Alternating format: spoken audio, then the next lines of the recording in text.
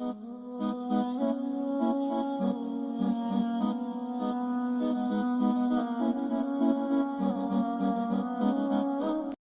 dalam surah An-Nas ini itu terkandung beberapa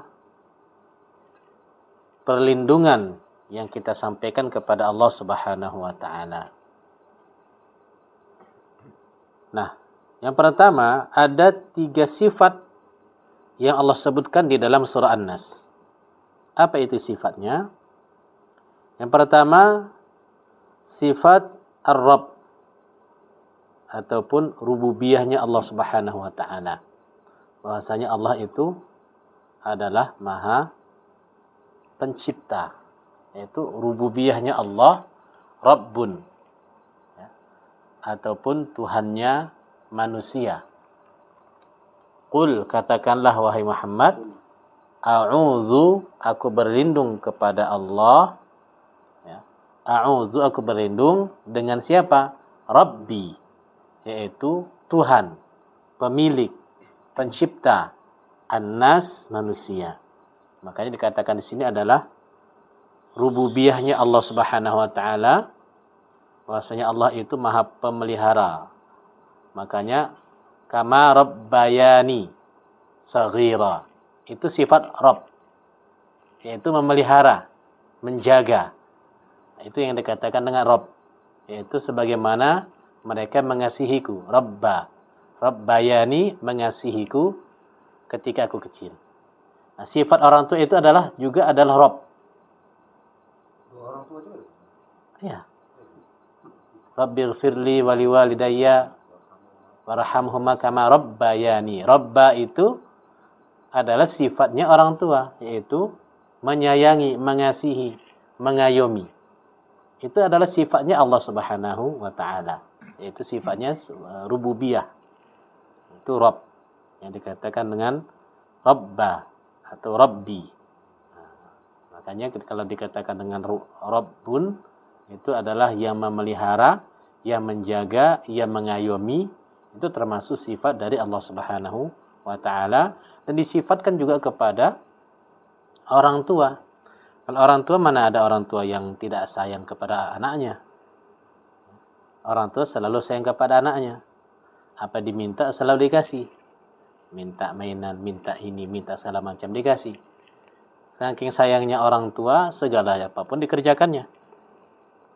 Kasih sayang ayah, gimana dia mencari kerja, mencari rezeki, mencari nafkah, siang pergi pagi, pulang malam, kayak Bang Toyib. Maka itu adalah sifatnya orang tua. Apapun dikerjakan demi anak.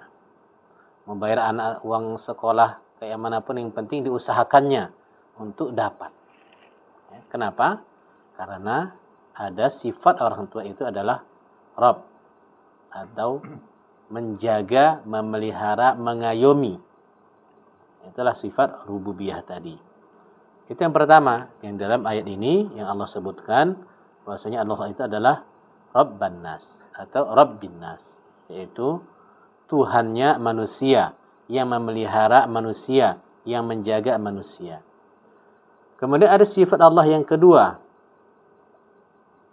yaitu Malikin Nas. Itu sifat mulkiyahnya Allah Subhanahu wa taala, di mana Allah memiliki kerajaan. Allah memiliki kekuasaan. Sifat Allah itu Malik, pemilik, penguasa, raja. Makanya Allah katakan dirinya Malikul Mulki. Qulillahumma Malikal Mulki. Katakanlah Allah itu adalah Malikal Mulki, yang memiliki segala kerajaan. Raja-raja di dunia, dia hanya memiliki kerajaan di dunia saja. Kita lihat bagaimana raja yang berkuasa di dunia ini. Dia bisa sekehendak hati memerintahkan. Dia bisa mengatur segala apa yang ada di dalam kerajaannya. Siapa yang diinginkan dikasih duit, dia kasih harta, dikasih segala macam kekuasaan. Yang dia tidak inginkan udah bunuh, masuk penjara. Kemudian segala macam dibuat. Kalau yang dia tidak Suka. Dia buat peraturan sesuka dia. Itulah namanya raja. Sifat raja itu adalah yang berkuasa. Sifat raja itu adalah yang maha takabur. Dia yang maha hebat. Tetapi Allah itu malikal mulki. Rajanya raja. Tidak ada raja selain dari Allah Subhanahu wa ta'ala. Maka kita tidak boleh mensifatkan diri kita sebagai malik. Makanya kalau memanggil nama orang itu si Malik. Nah, itu sebetulnya manggilnya tidak boleh. Abdul Malik, jadinya Malik. Ya, jadi itu adalah namanya Allah. Sifatnya Allah yaitu raja.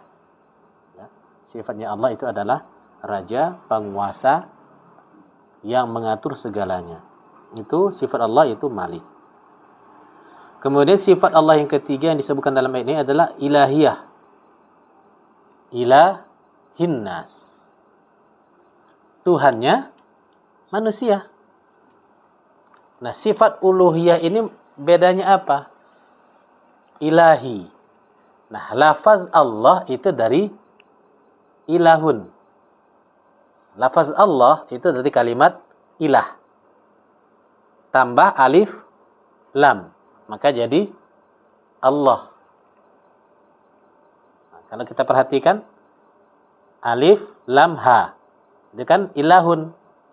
Makanya kata Allah itu adalah ilah. Tuhannya manusia. Sesembahan manusia. Maka nama Allah itu adalah Allah. Ditambah alif lam. Maka jadilah kalimat Allah. Nah, sifat Allah itu adalah uluhiyah.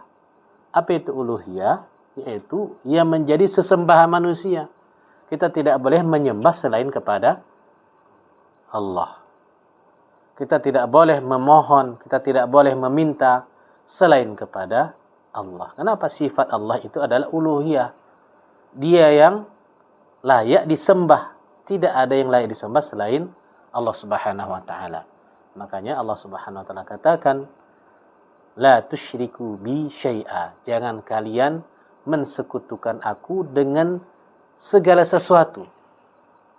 Apa yang bisa mensekutukan Allah dengan segala sesuatu? Kita menyembah selain kepada Allah. Bagaimana kita menyembah selain kepada Allah? Yaitu kita merasa bahwasanya uang itu yang bisa mengatur segalanya.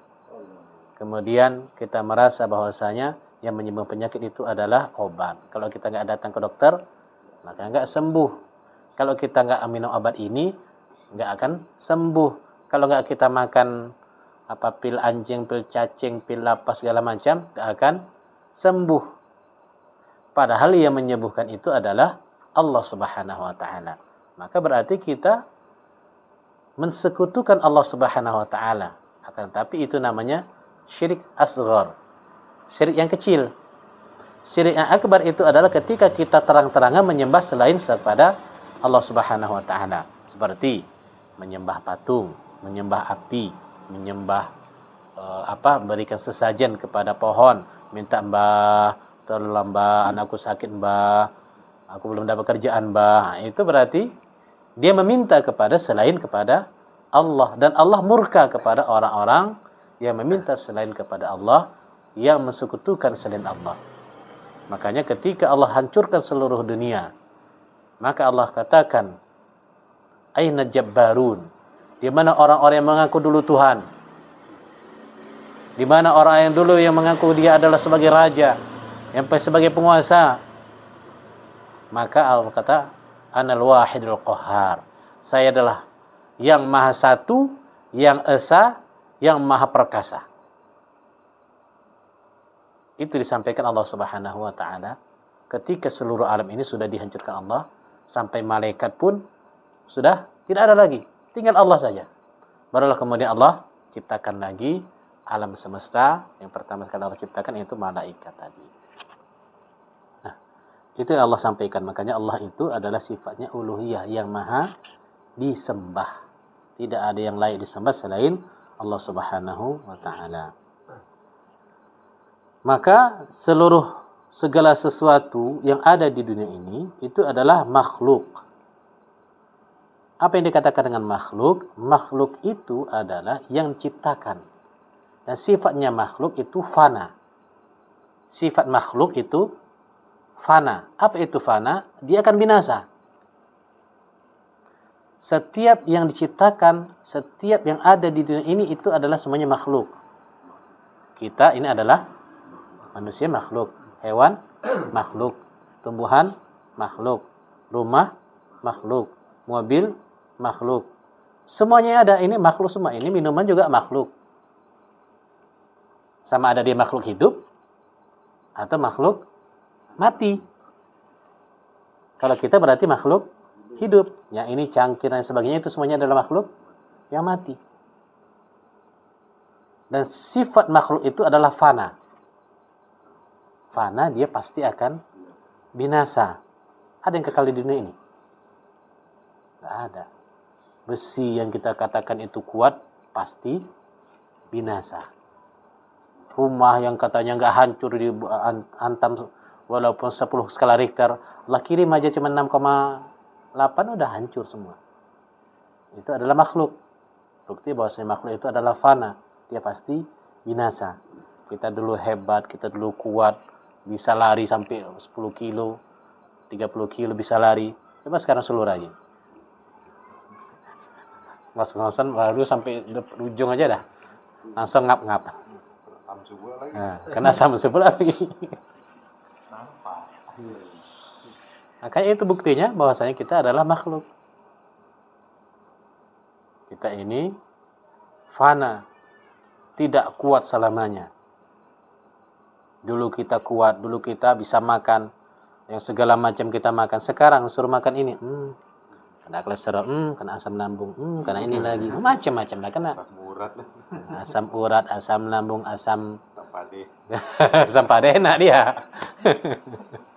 Segala macam penyakit dan menyertai kita. Kenapa? Karena buktinya kita adalah makhluk ciptaannya Allah Subhanahu wa taala. Makanya Allah Subhanahu wa taala perintahkan kepada kita supaya kita berlindung kepada Allah dengan sifat-sifat ini. Apa itu? Yaitu min syarril waswasil khannas. Ya. Setelah Allah sebutkan tadi bahwasanya Allah itu adalah Rabb, rububiyahnya Allah, pemelihara, penjaga, mengayomi. Kemudian Allah itu adalah raja, pemilik dan sebagainya. Allah itu adalah sesembahan kita. Allah adalah Tuhan kita dan tidak ada sesembahan selain Allah.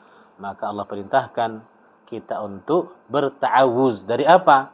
Berlindung kepada Allah. Pertama, min syarril waswasil khannas. Dari kejahatan bisikan syaitan yang bersembunyi. Syarril waswasil khannas. Ini bisikan-bisikan syaitan yang tersembunyi. Kenapa? Karena berbagai macam kejahatan itu ada. Ya. Setiap anak Adam ya, itu memiliki qarin. Apa itu qarin? Jin. Jin bawaan kita. Dan jin itu dia melekat ketika kita masih lahir lagi. Dan dia selalu membawakan fazayyana lahu bil fawahish. Selalu menggiring kita kepada perbuatan yang fahisyah, perbuatan kejahatan, perbuatan yang bermaksiat kepada Allah. Dan orang yang dilindungi Allah dari perbuatan-perbuatan tersebut adalah orang yang dilindungi oleh Allah. Makanya dalam satu hadis apa kata Rasulullah sallallahu alaihi wasallam, "Ma minkum min ahad illa qad wukila bihi qarinahu." Tidak ada seorang pun di antara kalian kecuali Allah berikan kepadanya qarinnya. Jin qarin. Syaitan. Hidup dia. Maka para sahabat berkata, "Qalu wa anta ya Rasulullah?" Engkau juga ya Rasulullah. Jadi kan setiap semua. Berarti engkau juga ya Rasulullah, ditanya oleh sahabat. Maka apa jawab Rasulullah? Qala na'am, iya, aku juga termasuk. Illa anna Allah a'ani alaihi fa aslama fala ya'muruni illa bi khair. Iya benar. kecuali bahwasanya Allah menolongku ke atasnya. Fa aslama, dia pun masuk Islam. Kemudian dia merintahkanku untuk berbuat kebaikan. Makanya ketika Nabi Muhammad SAW kecil, itu dibelah dadanya, dibersihkan, dicabut semua dari kejahatan. Dibersihkan dengan air Zam-Zam oleh malaikat Jibril. Sudah bersih.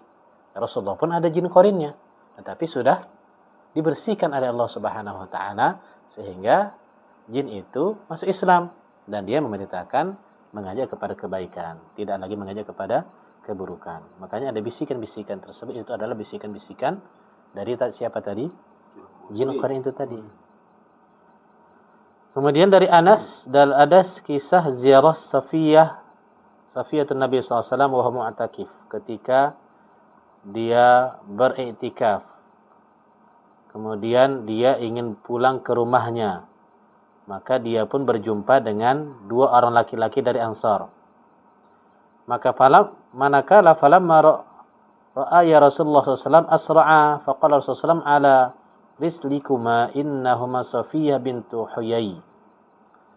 Jadi Safiyah itu ketika dia sedang iktikaf maka berjumpa dengan dua orang laki-laki dari kalangan Ansar. Maka dua orang laki-laki ini pun bersegera. Maka itu bersama Rasulullah SAW dikira, ya kan kalau waktu itu wanita pakai apa? Khimar, pakai cadar semua. Dikira, oh siapa itu bersama Rasulullah? Tak kira apa segala macam. Maka dua orang Ansar ini takut, segera. Maka dikatakan Rasulullah, pelan-pelan, ini adalah Safiyah, kata Nabi. Mereka sahabat ini, dua Ansar ini takut, dikira entah siapa, entah bersama Nabi entah siapa itu.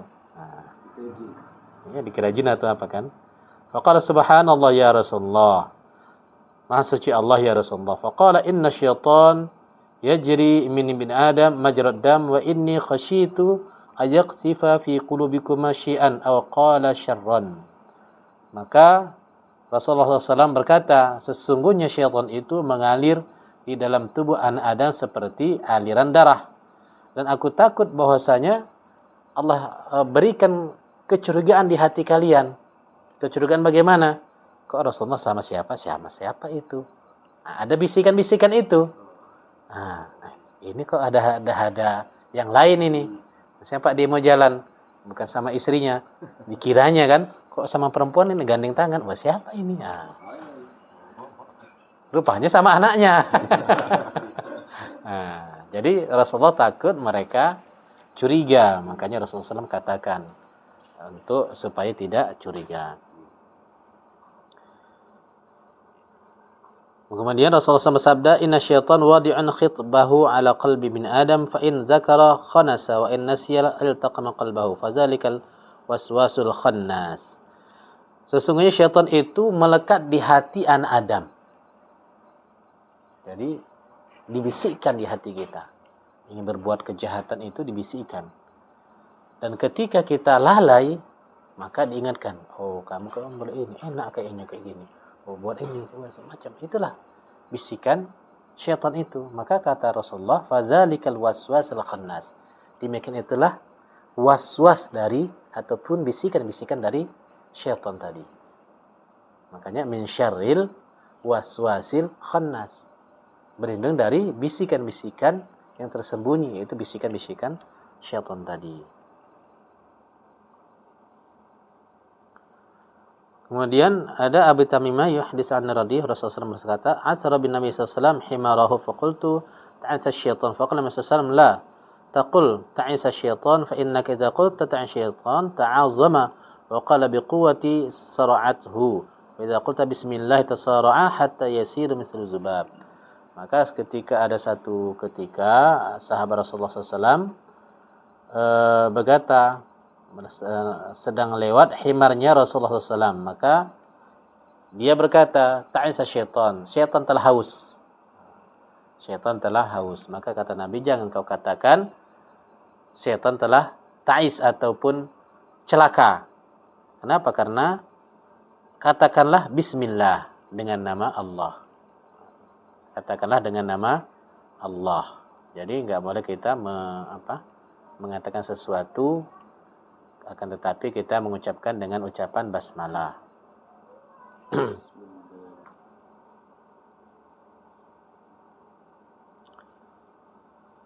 Kemudian dalam hadis Abu Hurairah, in ahadakum idza kana fil masjid ja'a syaitan. Seseorang kalian, jika kalian salah seorang kalian berada di dalam masjid, maka datanglah syaitan.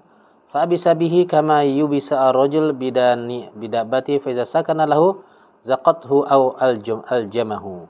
Jadi ketika orang itu berada di masjid, maka syaitan selalu mengganggunya. Duduk dalam masjid, ketika mendengar ceramah, diembus-embusnya tidur. Atau ketika kajian dicucuk-cucuk, lagi duduk dicucuk-cucuk, cepatlah, banyak urusanmu ini belum lagi dibusa ini segala macam. Disegerakan untuk keluar dari masjid. Itulah kerjanya syaitan. Dibisik-bisikkan, belum, kamu masih banyak kerjaan ini, belum lagi, ngapain baca Quran, ngapain zikir, udah langsung cabut. Karena selesai sholat udah terus. Itulah yang dibisikkan oleh syaitan. Itu termasuk juga waswasil khannas. Asy-syaitanu jathimun ala qalbi bin Adam fa idza saha wa ghafala waswasa. Syaitan itu dia berdiri atau berada di dalam hati manusia. Ketika hati manusia itu lalai, hati manusia itu lupa, maka di situlah dimasukkan waswasnya syaitan. Ketika dia ingat astagfirullahalazim, zakarallah, maka dia pun mengecil, menciut syaitan tadi. Makanya ketika dibisikkan sesuatu, maka kita menyebut astagfirullahalazim.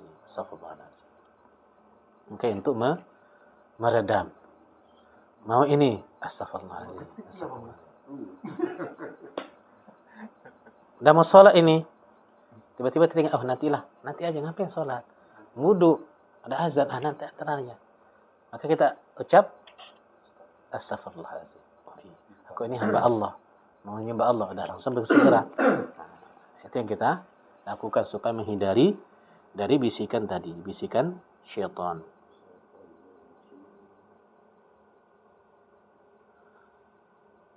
Allazi waswisu fi sudurin nas, yaitu yang membisikkan kejahatan ke dalam hati manusia. Ya. Maka syaitan itu ataupun jin itu selalu dia membisikkan dalam hati manusia. Apa beda jin dan syaitan? Kalau jin ada jin baik, jin Islam. Kalau syaitan? Syaitan jahat semua udah. Makanya kata Allah, kana syaitan minal jinni. Syaitan itu dari bangsa jin. Jadi kalau syaitan berarti jin yang jahat. Jadi tidak semua jin itu syaitan. Tetapi semua syaitan itu pasti jin. Kana syaitan minal jinni fafasaqa an amri rabbih. Syaitan itu adalah dari bangsa jin. Fafasaqa, dia pun fasik, bermaksiat, melanggar perintah Allah. Makanya dikatakan dia syaitan. Nah, kalau manusia yang berbuat fasik, apa namanya?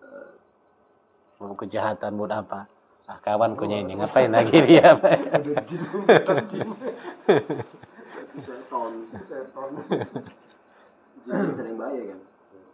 Jin masih ada yang baik. Kalau setan udah jahat semua. Ada manusia yang baik, ada yang manusia yang jahat. Kalau manusia yang jahat,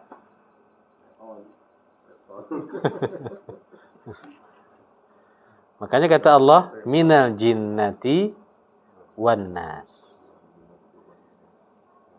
Jadi yang membisikkan kepada manusia itu bukan hanya golongan jin,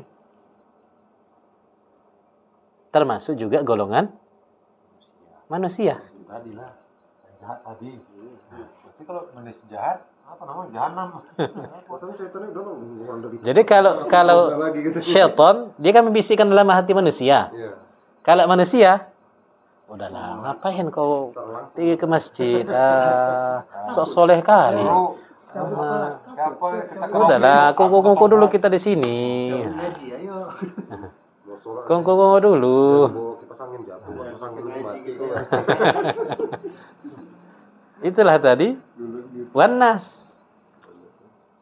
Jadi yang membisikkan kita kepada keburukan bukan hanya syaitan dari kalangan jin. Ada juga syaitan daripada kalangan manusia. Makanya Syaitan berwujud manusia. kita diperintahkan oleh Rasulullah SAW untuk suhbatus sholihin. Bersahabat, berteman dengan orang-orang yang soleh. Ketika kita berteman dengan orang soleh, maka dia akan mengajak kita kepada kebaikan. Yuk ke masjid, yuk ngaji, yuk baca Quran, yuk dengar ceramah, yuk. Kepada kebaikan-kebaikan. Tapi kalau kita berteman dengan orang yang suka main balap-balapan, kemudian mabuk dan sebagainya, maka sedikit banyak pun kita akan terpengaruh. Pertama dia ajak, alah nantilah aku capek. Ayolah. Aku yang bayar. Ayo. Mengajak sini. Aduh, enggak ada duit. Udah enggak, tenang aja. Ada ini bandar. Ayolah. Gitu Bang ya. Dulu gitu lah. Ada bandar ini ya. Nah, itulah tadi. Berarti syaitan dari kalangan manusia. Makanya kita berlindung kepada Allah minal jinnati wan nas.